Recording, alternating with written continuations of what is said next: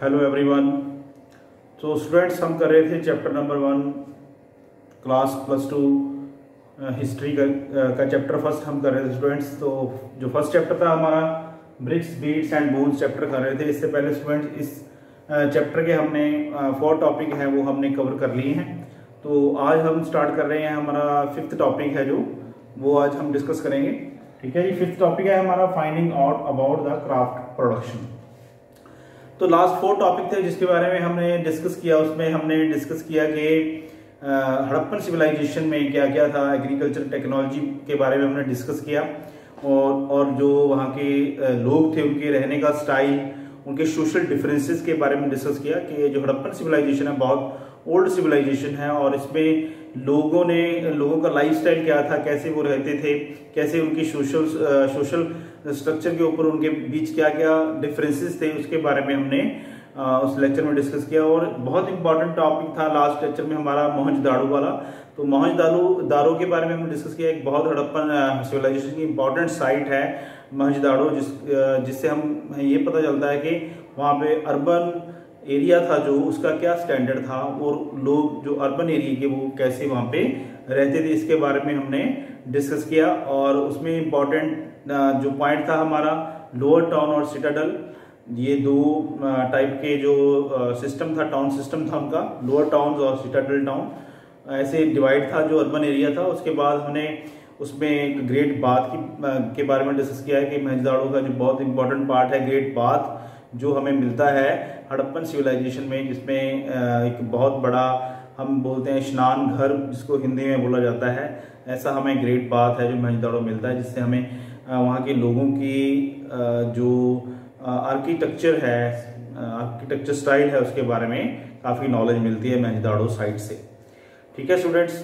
तो इसके बाद हमें जो हमारा जो 5th टॉपिक है इसमें हमने क्या डिस्कस करना है कि क्राफ्ट प्रोडक्शन कैसे होती थी, वो लोग हैं जो कितने अच्छे काश्तकार थे, कैसे वो अलग अलग चीज़ों को बनाते थे, कैसे क्या उनमें क्या स्पेशलिटी थी क्राफ्ट की, कैसे वो चीज़ों को बनाते थे और काश्तकारी कैसे करते थे, कैसे डिज़ाइन डालते थे, इसके बारे में हमने इस टॉपिक में है जो डिस्कस करना है। ठीक है जी।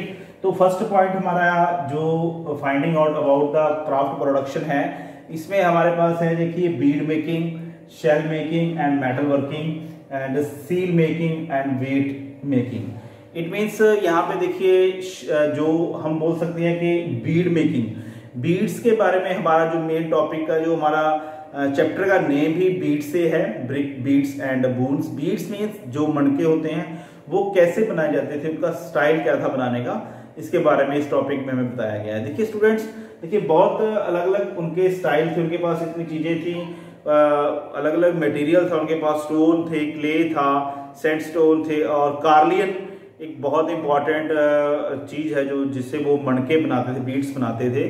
कार्लियन मीन्स एक रेड स्टोन होता था, रेड पत्थर होता था, लाल रंग का पत्थर होता था, उससे वो बीड्स बनाने में उसको यूज किया जाता था। बीड्स ऐसे बनाए जाते थे जिसमें हम वैरायटीज ऑफ यूजेस थे बीड्स के, लाइक हम जैसे माला होती है गले में डालने के लिए, ज्वेलरी सिस्टम के लिए और अदर यूजेस हैं जो बीड्स के किए जाते थे।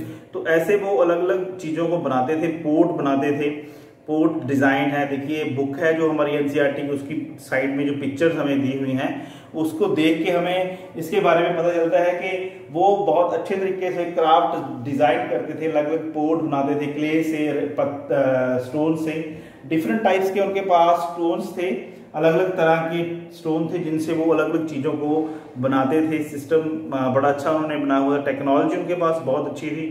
ठीक है जी। वो जो भी पत्थर वगैरह होते थे, स्टोन्स होते थे, वो उनको पिघलाते थे, फायर के ऊपर पिघलाते थे या उनको वो ग्राइंड करते थे, ग्रेडिंग करते थे, यानी कि उनको रगड़ा जाता था और शेप दी जाती थी, पर्टिकुलर एक शेप बना के वो इन चीज़ों को डिज़ाइन करते थे। तो एक डिफरेंट सी डिज़ाइनिंग है उनकी, जो क्राफ्टिंग है उसमें एक स्पेशल बात ये है कि जो हमें जो एविडेंस मिलते हैं उससे हमें ये आइडिया मिलता है कि वो बड़े अच्छे तरीके से इन चीज़ों को बनाते थे। जो उनका स्टाइल था मेकिंग का वो बहुत डिफरेंट था।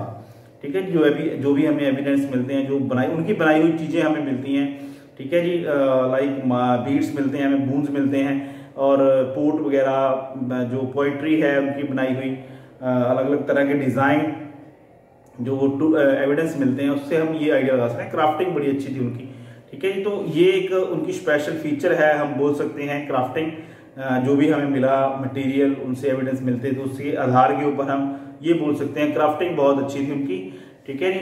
उसके बाद हमारे पास जो 5.1 है वो क्या है? 5.1 है जो स्टूडेंट्स, वो है आइडेंटिफाई सेंटर ऑफ प्रोडक्शन, ठीक है जी। आइडेंटिफाई सेंटर ऑफ प्रोडक्शन, जिससे हम ये इस चीज को आइडेंटिफाई किया गया है कि कौन कौन से सेंटर्स थे जहां पे वो इन चीजों को बनाते थे। देखिए जैसे प्रेजेंटली हम बात करें कि हमारे यहाँ पे क्राफ्टिंग कैसे होती है, ठीक है जी। अलग अलग शॉप्स बनी हुई हैं, फैक्ट्रीज बनी हुई हैं, बड़ी बड़ी इंडस्ट्री बनी हुई है जहाँ पे अलग अलग चीजें बनाई जाती हैं, क्राफ्टिंग की जाती है। आज के टाइम की बात कर रहा हूँ, तो उस टाइम पे भी ऐसे ही उन्होंने अलग अलग सिस्टम से कुछ एरियाज ऐसे डिवाइड किए हुए बनाए हुए थे जहाँ पे ये क्राफ्ट प्रोडक्शन की जाती थी, ठीक है जी। जैसे आर्कियोलॉजिस्ट ने यूज किया, उनके usually look centres like stone, noodles, whole shells and coppers. तो जो उनके जो मेन सेंटर्स थे जो हम मैप में हमें लोकेट करते हैं, जैसे बालाकोट हो गया, धोलावीरा हो गया, जो हड़प्पन साइट्स हैं, जो मैप हमारे पास है बुक में, मैप 1 और 2, उसमें हमें अगर हम उसको देखेंगे तो हमें इजीली पता चल जाएगा एरियाज का। हम जो प्लेसेस हैं उसको फाइंड आउट कर सकते हैं कि वहां पे वो क्राफ्ट प्रोडक्शन करते हैं। तो मेनली जो नागेश्वर है और बालाकोट है, धोलावीरा है, ये ऐसी साइट्स हैं जहां पे क्राफ्ट प्रोडक्शन की जाती थी। बड़े अच्छे लेवल पे लोग वहां पे बनाते थे, अलग अलग चीजों को बनाते थे, बीड्स बनाते थे, ठीक है जी। अदर डेकोरेशन मटेरियल बनाया जाता था जिससे घर में डेकोरेशन की जाती है। तो ऐसे डिफरेंट डिफरेंट चीजें को बना के वो उन सेंटर्स में इन चीजों को मेक करते थे, जिसके डिफरेंट डिफरेंट यूज होते थे, राइट एवरीबॉडी। तो ये बहुत एक डिफरेंट फीचर है कि उनके जो सेंटर्स थे, ये प्लेसेस हैं जो लोकेट किए हुए हैं हमारे पास मैप में। हम मैप के थ्रू उसको देख के इजीली जो प्लेसेस हैं उसको लोकेट कर सकते हैं कहीं, क्योंकि हमारे पास मैप में क्वेश्चंस भी आ जाते हैं कि which are the centre, identify the centres in Harappan civilisation who made the crafting production या क्राफ्ट प्रोडक्शन, राइट एवरीबॉडी। तो उसके बाद हमारे पास सिक्स टॉपिक है जो हमारे पास क्या है जी, स्ट्रेटजी फॉर प्रोक्यूरिंग मटेरियल्स। कैसे कि कौन कौन सी स्ट्रेटजी वो बनाते थे जिससे वो मटेरियल को कलेक्ट करते थे, इकट्ठा करते थे, मटेरियल को प्रोक्योर करके कैसे वो अलग अलग चीजों को का निर्माण करेंगे, कैसे कैसे अलग अलग चीजों को प्रोडक्शन करेंगे, ठीक है जी। 6.1 में जैसे हमारे पास है मटेरियल फ्रॉम सब कॉन्टिनेंट एंड बियॉन्ड। तो जो मटेरियल उनके पास होता था, कुछ तो वो अपने ही सब कॉन्टिनेंट यानी अपने महाद्वीप में ही वो उनको मिल जाता था, अवेलेबल था। यानी कि एक शहर से दूसरे शहर से, जैसे बालाकोट से जो सामान है धोलावीरा जाता है, नागेश्वर जाता है, या लोथल जाता है, ठीक है, या महंजदाड़ो में जाता है, तो ऐसे वो एक्सपोर्ट करते थे इन चीजों को, ठीक है जी। बियॉन्ड भी ऐसे भी थे कि सामान है अदर कंट्रीज से भी मंगवाया जाता था। तो ऐसे हमारे पास एविडेंस मिलते हैं, जैसे ओमान एरिया है तो उसके हमें सील्स मिलती हैं, कुछ ऐसे एविडेंस मिलते हैं जिससे हम ये आइडिया लगा सकते हैं कि जो मटेरियल था वो अदर सिटीज से, अदर कंट्रीज से भी है जो वो मंगवाया जाता था। तो इसके आधार के ऊपर हम उन एविडेंस के आधार के ऊपर ये बोल सकते हैं कि जो क्राफ्ट प्रोडक्शन के लिए मटेरियल था वो अलग अलग देशों से भी मंगवाया जाता था, अलग डिफरेंट एरिया से, यानी कि लोकल एरिया से भी जो सामान है एक्सचेंज किया जाता था एक जगह से दूसरी जगह, ठीक है जी। 6.2 में contact with the distant land, यानी कि उनके जो कॉन्टैक्ट थे वो अदर कंट्रीज के साथ भी काफी हैं जो मिले हुए थे, उनके रिलेशन थे।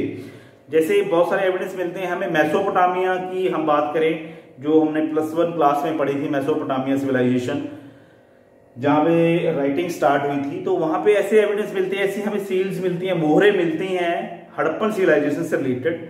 तो उनके आधार के ऊपर, उनके बेस के ऊपर हम ये बोल सकते हैं कि जो एक्सचेंज था, जो वो व्यापार था, जो ट्रेड था, अदर कंट्रीज के साथ भी चलता था।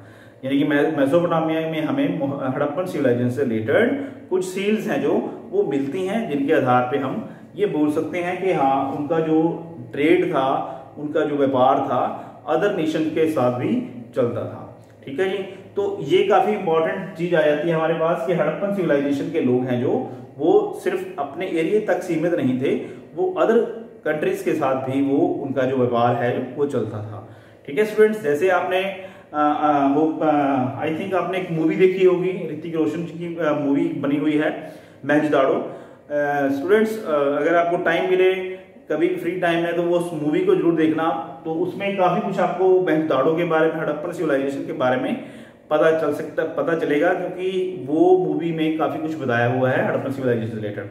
सारा कुछ तो सही नहीं होता, तो कुछ ना कुछ बातें हैं, जो कुछ ना कुछ चीजें हैं जो वो रिलेट करती हैं इन चीजों के साथ। ठीक है जी, तो फ्री टाइम हो आपके पास तो उस मूवी को भी जरूर देखना, तो और ज्यादा आपकी अंडरस्टैंडिंग हो जाएगी हड़प्पन सिविलाइजेशन और मोहनजोदाड़ो के बारे में। तो ट्रेड है जो काफी उनके यहाँ दूसरी कंट्रीज के साथ है जो वो चलता था, तो इसीलिए हमारे पास है contact with the distant land. Right everybody.